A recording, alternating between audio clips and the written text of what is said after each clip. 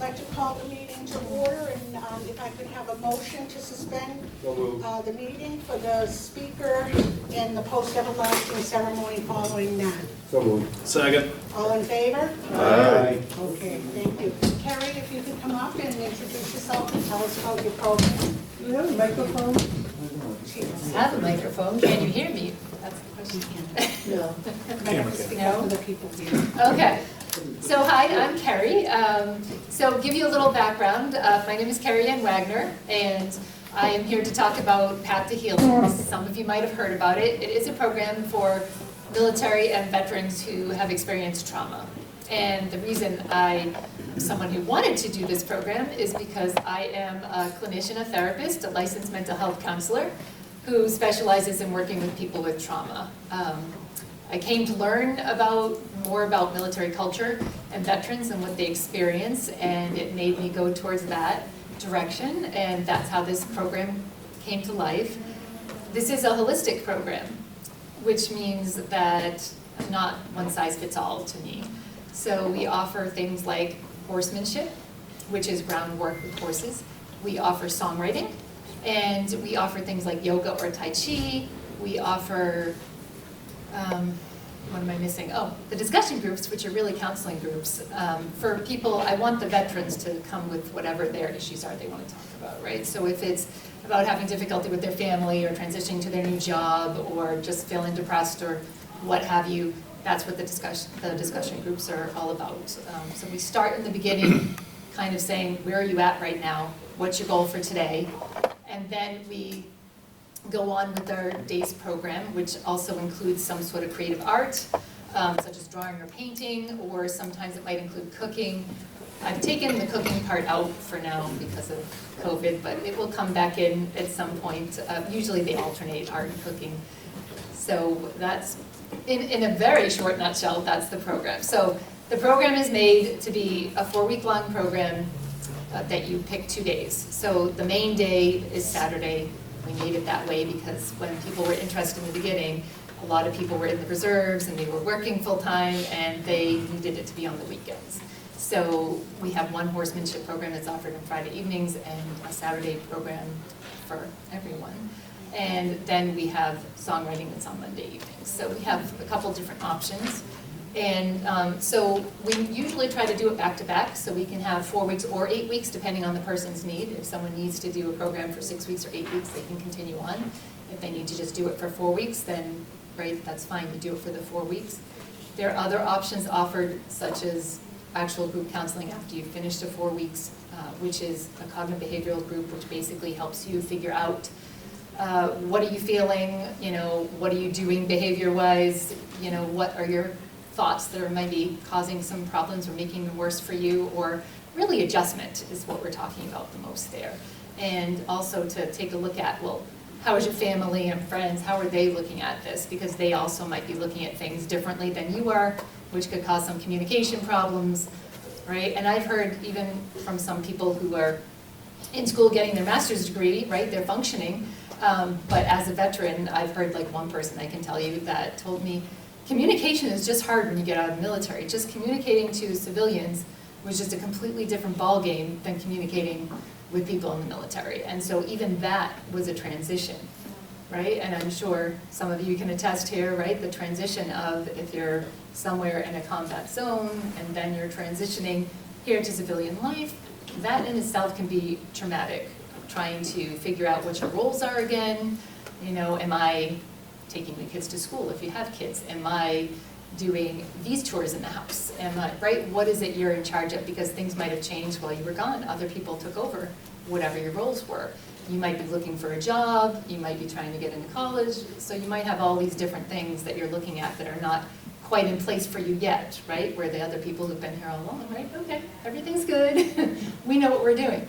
And don't get me wrong, not everyone who's a veteran, of course, has experienced trauma, and not everyone who's a veteran develops post-traumatic stress disorder or depression or anxiety from their trauma necessarily. However, that's what this program is for, not just if you've had post-traumatic stress disorder, but trauma can cause a lot of different issues. So it's for people transitioning from the military to civilian life, and it's for people who've experienced any kind of trauma, whether it was during military service or before or after military service. There are some studies out there, I couldn't quote it right now, but that actually say that there's a significant number of veterans who already experienced trauma before they ever went into the military. And some didn't even realize it. They might not have called it neglect or something in their childhood, but it was there. So that's significant because the more trauma you have, the more likely you are to develop something like post-traumatic stress disorder. I know military usually say post-traumatic stress, right? Take off the disorder because it makes it sound like there's something wrong with you, when we always say that post-traumatic stress is a normal reaction to the experiences you've had, right? So I invite you to ask some questions because you probably want to know a little bit about what's songwriting, what's horsemanship. Anybody have specific questions about what's what? You're on Turnpike Street?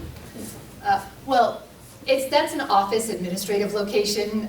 We usually hold our sessions at Holy Trinity Lutheran Church on Lincoln Street, but we might use the VFW. We might use some other locations, but that's the location we generally use. So you mentioned briefly about the horsemanship program on Friday. Could you also Thank you. offer one on Wednesday? Yes, depending on what season it is or what month it is. So Wild Hearts in West Bridgewater, I think some of you might be familiar with that program. Julie is wonderful. I love working with them.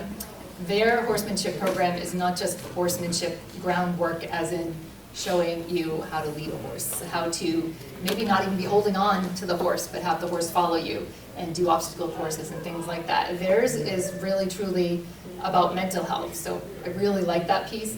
They are only available May and June and September and October because they don't have a heated barn, and they're not equipped for winter or summer programs. That is why we also have another program we work with, which is Winsome Riding Academy in Randolph. And right there, they are completely handicap accessible, which is good, and they have a barn, the door that closes, and heat. So they don't actually make it warm in there. You have to wear a jacket. They just make it warm enough so you can tolerate being there in the winter. But they are also great type of things they're doing. For instance, we have two gentlemen that are on walkers, I think you're really called roll leaders, and they all have wheels. And they can't do all the things that they would like to be teaching them to do. So you always start out with grooming, with horsemanship. Eventually it leads to other things. And they can't do some of those other things because unless they got a wheelchair that had the right kind of wheels, right, they really can't do anything as far as guiding the horse and having the horse follow them. So there's one miniature horse there, Pixie, who has been trained to pull a cart. So they're actually going to start teaching them how, two gentlemen I'm talking about, how to drive the cart, right? So they're creative with finding other ways for people who cannot do what the rest of the people might do in the program. But they are fully handicap accessible as far as they have a ramp so you can actually get on the horse. They do riding there too. We don't offer that right now. They also have handicap bathroom and everything too. So everything is handicap accessible. So that's why we have the two horse programs. Now, Wild Hearts really focuses a lot on mental health, where Winsome Riding Academy isn't as focused on mental health. I add a few things in to make it more focused on mental health. For instance, like being mindful while you're with the animal and then picturing, okay, when you're done with Pixie and you're done grooming Pixie and you have a bad day, if you think about Pixie, what does it do for you? I've heard some people say that, you know, when I'm there and I'm doing whatever I'm doing there, like I'm not anywhere else. My mind is there with the horse, which can be really helpful for someone having some trauma issues or depression issues, right? So that is really great there. So obviously they're creative. They may not be completely focused on mental health there, but they are teaching horsemanship skills, and you know, anybody's going to feel a bond with the animal. At least everybody I've noticed. Even one of them was a little afraid at first of Pixie, the miniature horse, but he's gotten better. Right? And so they have all shapes and sizes there too. They have miniature, they have ponies, which are actually smaller horses, and then they have the large horses. They only have one draft horse, which is the largest one there, Apollo, which is actually very gentle. You know, so people love, if you're gonna ask me, people usually ask, horsemanship is what everybody loves the best, right? They love the horses and what they get out of that. So let me just tell you a little bit about some of the others. So songwriting, what's really neat about that is there's some studies out there that have been proven, there's some other programs that are out there with songwriting. So these studies have proven that collaborative songwriting does help reduce some PTSD symptoms. And so this could be really helpful. And so this is what it is. We have an instructor who sort of asks some questions about a timeline of your life, including some, whatever you did for being a veteran, like when you were in service, what did you do? And if you say, oh, I don't want to talk about that, that's fine, he's not going to push you. You know, you just get to figure out what you want to talk about. And then he kind of helps you put this into lyrics of, okay, I heard this and this and this, so let's arrange this a little bit differently. You know, let's figure out what words are musical, and kind of puts it together for you. And he always asks, what kind of music do you prefer? So if there's a certain genre you prefer, he's going to try to set the music to that whatever it is. So if you like country western, that's not his favorite, but he'll set it to country western, right? Whatever it is you love. If it's more jazz, he'll try to set it to jazz. And together we'll make this song. And if you can sing, then you can certainly do the singing. If you need someone else to sing for you, we get volunteers in to sing. The last person, he sang and played the guitar. So actually we had two versions. We had the participant who sang his own version, and then we had a different version with the guitarist who also sang. So it's a really fun experience, and actually that person has been waiting for us to offer songwriting again, so he can take it a second time. You are allowed, right, after you've taken it once and you've done the 4 weeks, you are allowed to take it again if you want to. If it helped you, we want to be able to offer it for you. And the other things like yoga or Tai Chi, most people know that yoga or Tai Chi is good for you physically, it's good for balance issues. You can do this at different levels, whether you have to do chair yoga, you can do chair yoga. If you can stand and do the poses standing, you can stand. With Tai Chi is meant for any age, whether you're 1-year-old or 90, to be able to do it, because they want you to do what you can do at your level. Like if they're doing a kick and you can't do a kick all the way, that's fine. If your kick is this, that's fine, right? If your kick is way up in the air, which I'm not going to demonstrate, that's fine, right? So both of these can be very helpful. Obviously for stress management, really, really helpful. For emotion regulation, for people who have problems with anger or depression, really, really helpful. So that's what that piece is about there. And cooking is just generally part of that holistic piece of trying to make sure people are taking care of themselves, right? Because you're not always taking care of yourself when you're not feeling your best. And even if you're not the one who does the cooking in the household, that's fine. Then you'll get some great recipes and you'll get free food. So that's the good thing about this program. It is free to participants, so it is solely based on fundraising. And I do appreciate the American Legion did donate to us once, and that was really appreciated. It helped us get our program finally going in the fall after COVID. Go ahead, did you have a question? No, we're good. You answered it. He was gonna ask how much it costs. Donations, well, I was gonna ask, okay. What were you gonna ask about donations? I was just gonna ask what you just said, Oh. where you get your funding. Yes, it's completely donations, grants. Actually, because we're a new program, it's pretty difficult to get grants because most people want you to be more established. So more donations than grants at this point, but at some point we'll be ready to get more grants. And we do have $4,000 coming in March 1st from the Easton Festival of Trees. So that was really nice, yeah. So it's very helpful. If you're wondering about cost, I don't have the exact numbers on me, but it's about a little over $10,000 per session if you're including the full horsemanship and songwriting as choices, and if you're also including 6 participants. So we don't always get the full 6 participants, sometimes we get 4.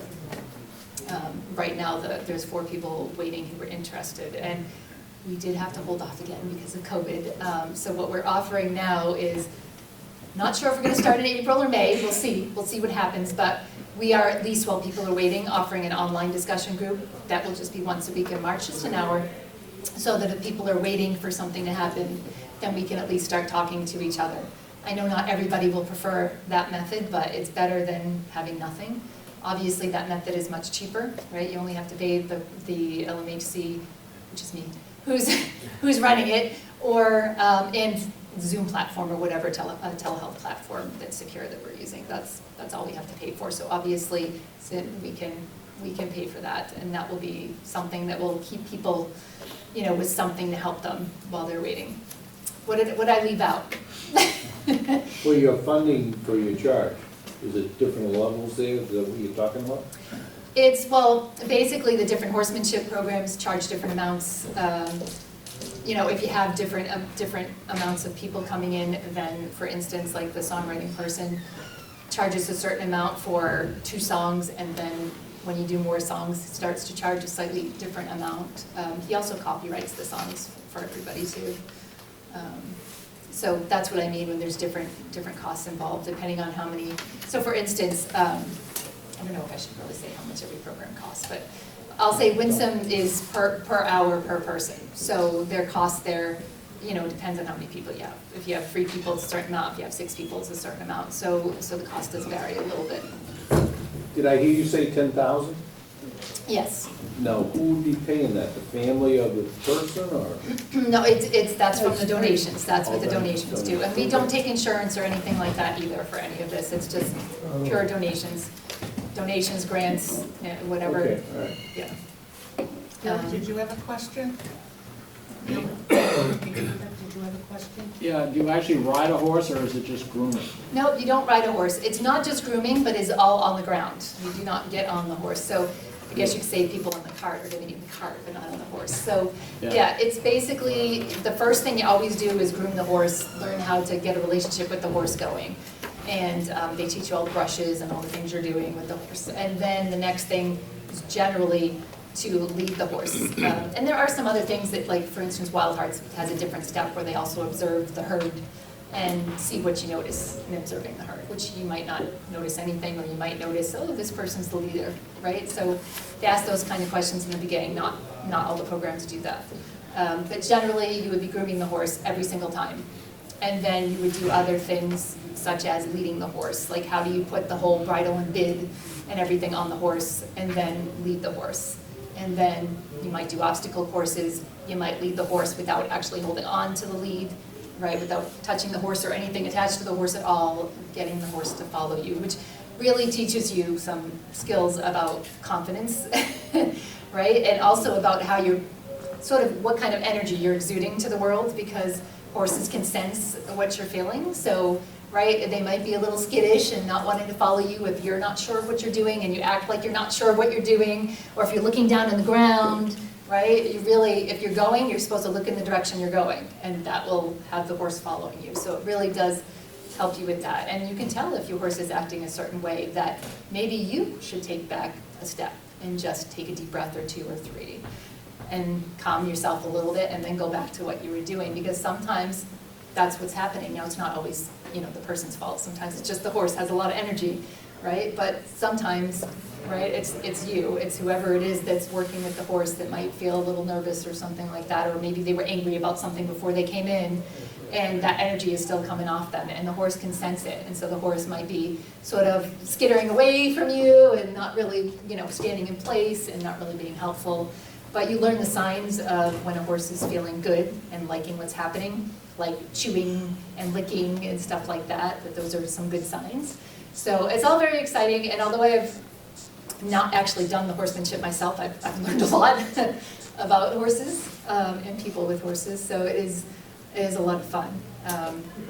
And I will say, the Saturday is the longer day that has a couple of things in it, right? Because that's the opening reflection of figuring out where you are at today and what your goal is for today. It's the yoga or Tai Chi, it's usually art or cooking, and then it ends with the closing reflection. The closing reflection, right, is actually a time for people if they want to talk about how they're feeling. Did you meet your goal? What are you going to do for the rest of the day with what you learned? And it really is a time to say, this is what I learned, right? And if you learn something about yourself, great. If you just learned something about how to work with the horse, great, right? It's just trying to figure out what you got out of it, and also what works for you. Did yoga feel really good for you, but art stuff didn't do anything for you, right? Like, it gives you a chance to figure out what might be helpful for you. Thank you. I think that's about it. Thank you so much, Keri. Oh, you're welcome. I missed a question. Yeah, I got 3 questions. Yes. Yeah. When you organize this group activity, how many of your own personnel are there to do it? How many are paid people? Are there volunteer people? And do you look for volunteer people to come and work with that program? The second question is, why is it uncertain that you may run it in May or June or not?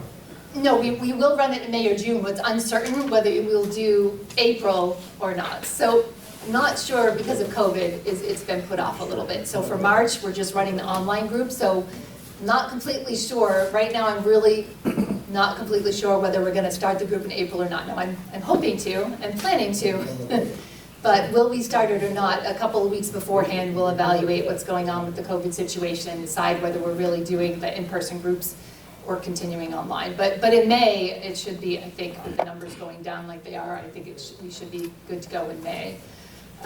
When you have this program, is it horses, Tai Chi, songwriting, and everything all rolled in on the same day in the same No. place? No, that would be a lot. Yeah, so what it is, it's basically 2 days usually people pick. So the one day would be like the Saturday that has several things on it, which is basically the yoga. So it's one or the other, yoga or Tai Chi, discussion group, and either art or cooking. And then you just have the closing reflection. That's in every single Saturday. That's the longer day, which I shortened it a little bit to take lunch out. So it's now 9 to 12:30. Before we had lunch added, so it was a little bit later that it ended. So we'll probably add it back in after COVID is well and gone, because that'll be soon, right? And how many veterans would benefit from a 2-day program? Yeah, so the other day is what they get to pick. Either they pick one horsemanship program or they pick songwriting program. And And how many veterans does that incorporate in 2 days? yep, so it's six veterans at a time. We're trying to keep it to small groups so that people will be likely to talk to each other and feel a little more comfortable around each other. So that's why we're starting with the really small groups right now. Did I miss anything? Okay, Who's It's nice to see you doing this. thank you. What's that? Oh, yes. That was the other question. Thank you, Elizabeth. Okay, so Ted, I've done the budget as if everybody is being paid, just to make sure that we get in the money. We do have some people that are completely volunteering. So for instance, the yoga instructor is a complete volunteer because her husband is a veteran and her son is in the military. And she has done some training with trauma-informed yoga and also with, what's it called, warriors? Something about yoga for warriors, but I might be getting the title wrong, which is yoga for veterans that she took. So she really wants to give back to the community, so she has been offering that for free. But not everybody does. For the other people who help with songwriting, the volunteers that come in and might sing or play an instrument, we do try to get them to come in as a volunteer. Yes, Corey. I just wanted to add, just for everybody, I do a lot of referrals to mental health programs, providers, clinicians, the whole thing. There is nothing quite like this that's being offered anywhere that I know of, but definitely not in this area. You can go to the VA, you can get your, they do trips and things. You can go to the horsemanship program and get your horsemanship. But you can't get all these things in one place other than Path to Healing from what I'm seeing. So just wanted to throw that out to you all. I've done a lot of research just in doing my job, and I haven't seen anything quite like it. So. Thank you. And you've done a couple of sessions already. You've gotten positive feedback from the individuals who participated, and some of them, if I understand, want to come back for a third session. And the great thing too, it's free, it's fun. And every once in a while, there's food provided, so you can't beat that.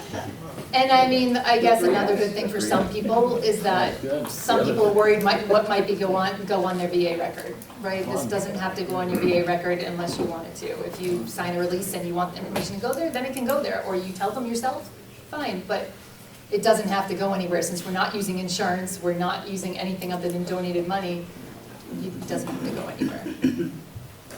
There you go. Any more questions? And to disclose, right, Corey Honan and Elizabeth Riley are on my board because they are great and they are very helpful to have on my board. Thank you.